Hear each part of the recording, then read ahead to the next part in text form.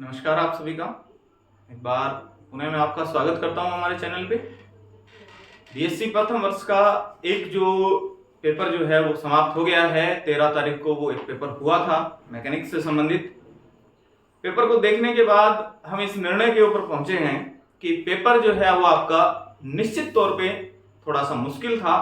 कुछ कठिनाइयां जो है उनमें, कुछ बाधाएं जो है उसमें कुछ ज्यादा थी। तो ऐसी स्थिति में पेपर का एनालिसिस करने के बाद हम इस निर्णय के ऊपर पहुंचे हैं कि हमने जो आपको वीडियोस वगैरह के अंदर या वीडियो लेक्चर्स के वगैरह के माध्यम से जो हमने आपको बताया था, जो एक क्वेश्चंस जो हैं वो हमने आपको सजेस्ट किए थे कि जो कुछ एक क्वेश्चन आप पढ़ के देखिए, उनको इंपॉर्टेंस कुछ एक हमने आपको बताए थे। हालांकि ये तो एक सर्वविदित सी बात ही है कि पूरा का पूरा पेपर अटेम्प्ट करना या पूर्ण रूप से किसी भी चीज का अनुमान लगाना ये तो संभव है नहीं, क्योंकि ये ईश्वर की ऐसा मानिए कि ईश्वर की इच्छाएं जो हैं उनके आगे किसी का बस नहीं चलता।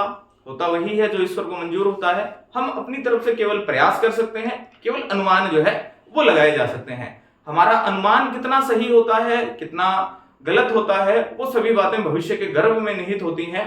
हमने अपना अनुमान लगाया, अपने माध्यम से, अपने शोध के माध्यम से ऐसा करने का प्रयास किया कि आपको ज्यादा से ज्यादा अच्छा कंटेंट जो है वो क्या किया जाए, प्रदान किया जाए। हो सकता है हम इस प्रयास के अंदर सफल नहीं रहे हों, लेकिन पूर्णतः असफलता जो है वो आप हमारे सिर के ऊपर ठीकरा जो है वो नहीं फोड़ सकते हैं। मैं कुछ क्वेश्चन जो है वो आपको बताऊंगा जो आपके प्रश्न पत्र में थे और हमारी वीडियो से के द्वारा या किसी भी अन्य माध्यम से आपने उनको देखा था। इंपॉर्टेंट महत्वपूर्ण प्रश्न थे, वो आपको आपके पेपर में भी देखने को मिले होंगे। हालांकि हम स्वीकार करते हैं इस बात को, पेपर टफ था, कुछ एक चीजें जो है वो छूट गई थी। यूनिवर्सिटी एक तो देखिए पेपर जो है वो मैकेनिक्स का था, आपका यांत्रिकी जो है मैकेनिक्स एक सब्जेक्ट जो है उसका पेपर था आपका। फ्रेम ऑफ रेफरेंस वगैरह थे इसके अंदर। एक तो चीज ये कि ये पेपर वैसे ही टफ होता है, वैसे ही बहुत हार्ड पेपर जो है वो बनाया जाता है। यूनिवर्सिटी का एक तरीके से रूल ही रहता है कि ये पेपर आपका टफ होता है। दूसरा, ऐसा मान के चलिए, मैंने आपको जो हमारी शुरुआती कक्षा थी उसके अंदर भी बताया था, यूनिवर्सिटी इस बार 2 सालों के बाद या 3 साल के बाद कोविड के पश्चात 3 घंटे का पूरा पेपर जो है वो कंडक्ट करवा रही है। तो मैंने आपको पहले ही आगाह किया था कि इस 3 घंटे के पेपर में आपको मुश्किलें ज्यादा देखने को मिलेंगी। इस वजह से सचेत हो जाइए। इसी को आधार मानते हुए मैं फिर से आपको एक बार चेतावनी देता हूं कि आगामी आने वाले सभी पेपरों के अंदर दूसरा और तीसरा पेपर जो आपका शेष बचा हुआ है उसके लिए भी तैयार रहिए। हो सकता है आपका कठिनाई का लेवल जो है वो बढ़ जाए, हो सकता है कम भी हो जाए। ऐसा मैं नहीं कहता कि ये बढ़ेगा ही, कम होने की संभावना भी है। अच्छा पेपर आपका होगा, ऐसी आशाएं हैं मुझे आपसे, आप अच्छा पढ़ के जाओगे। फिर भी ध्यान रख के चलिए कि चीजें जो है वो आपके अनुसार बनी रहे, आपसे ज्यादा चीजें जो है वो बिगड़े नहीं। इसको चीज को आप मान के चलिए अब उन प्रश्नों के बारे में जिक्र कर लेते हैं, उनके बारे में चर्चाएं कर लेते हैं जो मैंने आपको वीडियो के माध्यम से बताए थे, वीडियो लेक्चर्स के माध्यम से, और वो आपको प्रश्न पत्र में देखने को मिले हैं या प्रश्न पत्र में आपको उसके अनुसार प्रश्न जो है वो आपको दिखाई दिए हैं। हो सकता है नहीं भी हो, बहुत सारे नहीं भी होंगे। मैं ऐसा कोई खुदा नहीं हूं जो मैं आपको पूरा पेपर जो है वो बता दूंगा। हम इस धरती के ऊपर आसमान से उतार कर किसी परी को ऐसे नहीं ला सकते हैं जो छड़ी घुमाए और पूरा का पूरा पेपर जो है वो हमारे सामने आ जाए। तो इस बात का भी ध्यान रखिए। लेकिन जो चीजें आई थी उनके ऊपर चर्चा करते हैं जो मैंने आपको वीडियो में बताया था और आपको पेपर में देखने को मिला था। चलिए पहला क्वेश्चन देखिए इसका। मेरे पास आपका प्रश्न पत्र है, इसमें पहला प्रश्न जो है वो मिला हुआ है आपको, जड़त्वीय और अजड़त्वीय तंत्र के मध्य जो है वो कोई एक अंतर लिखिए। ये कहां से निकल के आएगा? देखिए पहला क्वेश्चन जो है, जो आपका ए सेक्शन है उसके अंदर पहला ही क्वेश्चन अंतर पूछा हुआ है जड़त्वीय और अजड़त्वीय में।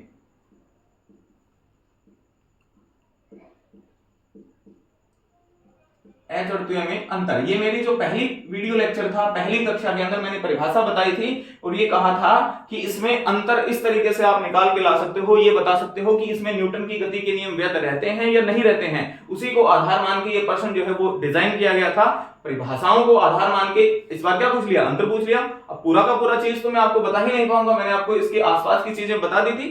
अब अगर इतना भी दिमाग आप नहीं लगा पाएंगे तो फिर इसका हम कुछ नहीं कर पाएंगे। इससे जो है चीजें आपको स्वयं देखना पड़ेगा, कुछ ना कुछ चीजें जो है वो आपको स्वयं भी देखनी पड़ेंगी। देखिए दूसरा क्वेश्चन जो है वो आपका क्या है, ए सेक्शन की ही बात कर रहे हैं। गैलीलियन निश्चलता से आप क्या समझते हैं? प्रश्न नंबर 1 ये बताया हुआ है आपको। दूसरा प्रश्न गैलीलियन निश्चलता से संबंधित है। गैलीलियन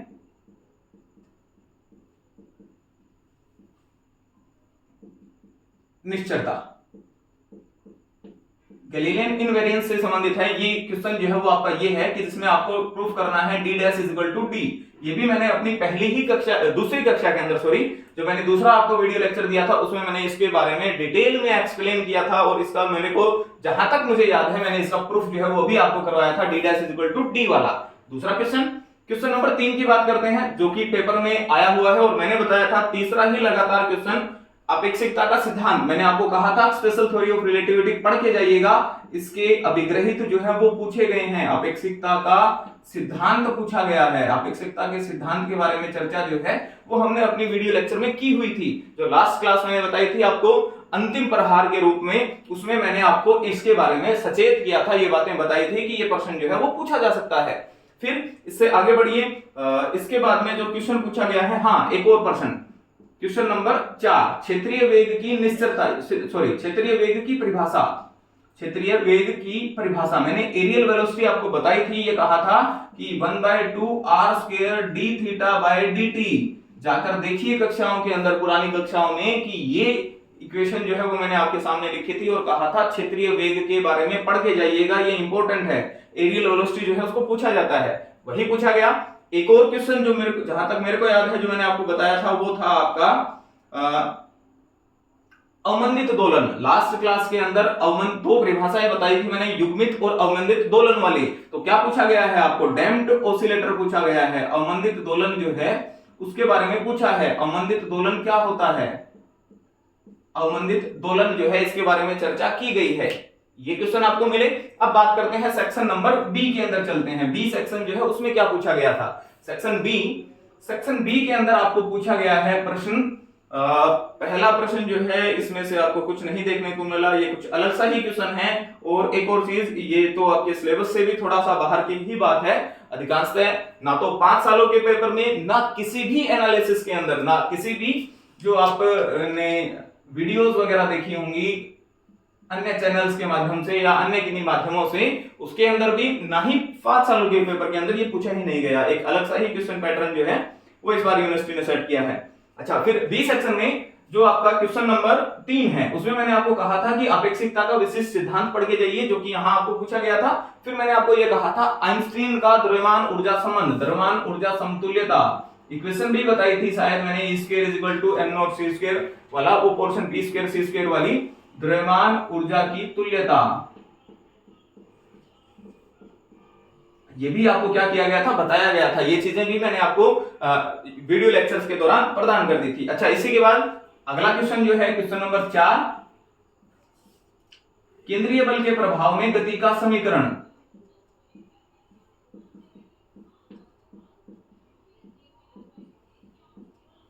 प्रभाव में गति का समीकरण, ये क्वेश्चन भी मैंने आपको बताया था। ये क्वेश्चन बताया हुआ है आपको, अच्छी भली बात मैंने बताया था कि ये प्रश्न जो है वो इंपॉर्टेंट है। अवकल समीकरण इसका पूछा गया था। फिर इसके बाद में आगे चलिए, रॉकेट का सिद्धांत नहीं बताया हुआ है, घूर्णन गति वाला ये प्रश्न छूट गया है। हाँ, एक और क्वेश्चन नंबर 6 देखो।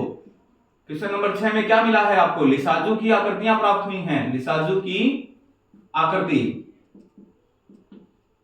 लिसाजू की आकृति के बारे में मैंने चर्चा की थी। मैंने ये भी कहा था आपको कि 1:1 और 1:2, ये 2 अनुपात आपको देखने को मिलेंगे। इसने टिप्पणी पूछी है, ये बताना है कि लिसाजू की आकृतियां होती क्या हैं। तो इन दोनों के बारे में थोड़ा थोड़ा जो है वो आपको दोनों के बारे में लिखना था कि लिसाजू की आकृतियां प्राप्त किस वजह से की गई हैं, अध्यारोपण का सिद्धांत वगैरह, उसके आधार पर आपको तरंगें जो है वो प्राप्त करनी थी। ये क्वेश्चन जो है वो भी आपको मैंने बताया था। फिर इसके बाद में आगे चलिए, सेक्शन नंबर सी की बात करते हैं। सी सेक्शन में आपको क्या मिला? सी सेक्शन के अंदर आपको क्वेश्चन देखिए, क्वेश्चन नंबर 8, इसका पहला पोर्शन जो है, चलिए लोरेंज रूपांतरण जो है वो उम्मीद नहीं थी इस बार आ जाएगा, क्योंकि वो लास्ट प्रीवियस ईयर के अंदर पूछा जा चुका था। तो हम इस पैटर्न के ऊपर चल रहे थे कि जो प्रीवियस में आया हुआ है, प्रीवियस ईयर क्वेश्चन के अंदर पूछा हुआ है, लास्ट साल जो है उसी के अंदर पूछा गया था, तो वो चलिए मान के चलते हैं कि वो हमने थोड़ा सा त्रुटि कर दी, हमारे समझने में थोड़ी भूल हुई, कालवर्दी वाला लोरेंज रूपांतरण वाला हिस्सा जो है वो हमने छोड़ दिया था। लेकिन इसका सेकंड पोर्शन देखिए, टाइम डायलेशन के बारे में मैंने अच्छे से लिखा था, ये कहा था कि 3 चीजें आपको पढ़नी है, काल वृद्धि, लंबाई में संकुचन और द्रव्यमान में होने वाला परिवर्तन। तो काल वृद्धि के बारे में प्रश्न जो है वो भी यहाँ पूछा गया है आपको, ये प्रश्न मैंने आपको बता दिया था पहले ही। इसका 2 हिस्से हैं, तो इस 5 मार्क्स का क्वेश्चन है, तो ये शायद 2.5 अंक का क्वेश्चन जो है ये भी आपको देखने को मिला।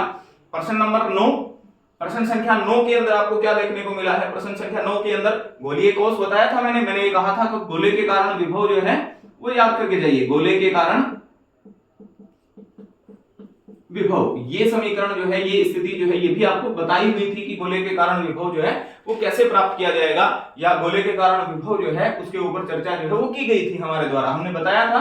हालांकि इसके 3 पोर्शन होते हैं, वो आपकी समझ की बात है कि आपको 3 पोर्शन जो है, 3 पोर्शन आपको पढ़ने चाहिए हम, ठीक। हो सकता है आपने पढ़ा भी हो, मैं ऐसा नहीं कह रहा कि सभी का पेपर अच्छा नहीं हुआ होगा, लेकिन जिसका नहीं हुआ है उसी को देखते हुए ये प्रश्न की कुछ श्रृंखलाएं जो है मेरे को यहाँ बतानी पड़ी, मुझे मजबूरन जो है आपके सामने एक बार फिर से उपस्थित होना पड़ा इस प्रश्न पत्रों के हल को लेके। अच्छा, लास्ट क्वेश्चन जो हमने बताया था और प्रश्न में देखने को मिला है वो है आपका यूलर समीकरण। यूलर समीकरण, ये पोर्शन जो है वो भी आपको देखने को मिला था पेपर के अंदर। यूलर समीकरण जो है वो भी आपको बताई गई थी हमारे द्वारा और वो आपको पेपर में भी देखने को मिली हुई है। अब मार्क्स काउंट करते हैं, कितना हुआ? 5 क्वेश्चन आपको सेक्शन ए में मिले, प्रत्येक के लिए 1.5 यानी कि 1.5 इंटू 5 लगभग 7.5 मार्क्स का क्वेश्चन जो है वो यहां से हुआ। 50% काम हुआ, कुछ एक पोर्शन रह गया। यहाँ आइए, इस पोर्शन के अंदर ये तीनों पोर्शन जो है वो 3-3 अंक के हैं, तो 9 अंक का प्रश्न पत्र यहां से तैयार हुआ। ये 9 अंक आपको मैंने बता दिए थे पहले ही। फिर इसके बाद में कालवर्दी वाला, ये 2.5 का मान के चलिए, 2 पोर्शन है इसमें, 5 मार्क्स का एक क्वेश्चन है, तो 2.5 जो है वो यहां से मिले। ये दोनों क्वेश्चन 5-5 मार्क्स के हैं, दोनों आपको बताए गए थे, तो 10 मार्क्स जो है वो आपको यहां से देखने को मिले। टोटल अगर आप काउंट करते हो तो कितना हो गया है? 7.5 plus 2.5 plus 10 plus 9, total count करिए कितना हुआ? 7.5, 8, 10 और 10 20 और 29 मार्क्स जो है 45 में से आपको अगर 29 मार्क्स का काम देखने को मिलता है 3 वीडियो लेक्चर्स के अंदर से, कम है, पर्याप्त, लेकिन ऐसा भी नहीं है कि बिल्कुल भी नहीं है। हालांकि जो हमारा लक्ष्य था 38 से लेके 42 वाला, उसको हम अचीव नहीं कर पाए, इसके लिए हम आपको से खेद भी चाहते हैं। यूनिवर्सिटी का पैटर्न ऐसा बन गया कि इस बार एक झटका देना था उन्होंने पहले पेपर में हमें झटका दिया, लेकिन अब ये नहीं कह सकते हैं कि हमारी वीडियो से कुछ भी नहीं आया, आपको किसी प्रकार का कोई लाभ नहीं हुआ है, आपने अच्छे से नहीं देखा होगा, और अगर देखा भी है, हो सकता है मैं आपकी भी गलती नहीं कह रहा हूं, कई बार स्ट्रेस के दौरान ऐसा चीजें हो जाती हैं कि आता हुआ क्वेश्चन जो है वो भी गलत हो जाता है। आप तो फिर भी बच्चे हैं, छोटे भाई बहनों की तरह हैं मेरे, इसी वजह से इन चीजों को देखिए। ये 29 मार्क्स का क्वेश्चन है, लगभग 30 मान के चलिए 45 में से, अगर इसमें से भी आप अच्छा स्कोर करके आए होंगे तो आसानी से देखिए पास होने की तो गारंटी है, पास हो जाओगे आप, ऐसी कोई समस्या नहीं है, इतना भी स्ट्रेस मत लीजिए।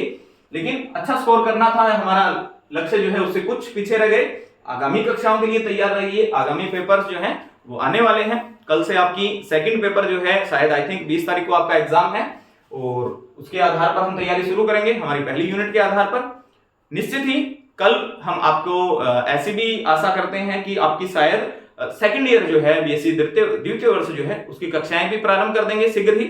उसके लिए उनका पहला एग्जाम जो है, आई थिंक शायद जहां तक मेरे को आइडिया लग रहा है 21 तारीख को उनका पेपर है, उससे पहले उनका भी सिलेबस कवर करना है। तो सेकंड ईयर और फर्स्ट ईयर तैयार रहिए, कल आपकी पहली वीडियो आ जाएगी दूसरे पेपर को लेके, और सेकंड ईयर का पहला पेपर जो है उसको लेके। फाइनल ईयर के बच्चे वो भी तैयार रहिए, उनके लिए भी उनकी वीडियोस जो है वो तैयार हैं, एनालिसिस जो है पेपर्स का वो चल रहा है। जैसे जैसे काम पूरा होता चला जाएगा हम उसके लिए आपके साथ साथ जुड़ते चले जाएंगे। तब तक के लिए धन्यवाद आपका बहुत सभी का, और आगामी कक्षाओं की तैयारी जो है वो अपने पूर्ण करके रखिए। धन्यवाद।